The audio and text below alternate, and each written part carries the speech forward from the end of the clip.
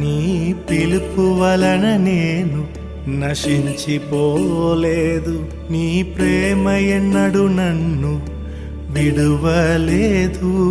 నీ కృప కాచుట వలన జీవిస్తున్నాను, నీ ప్రేమకు సాటి లేదు. నీ కృప కాచుట వలన జీవిస్తున్నాను, నీ ప్రేమకు సాటి లేదు.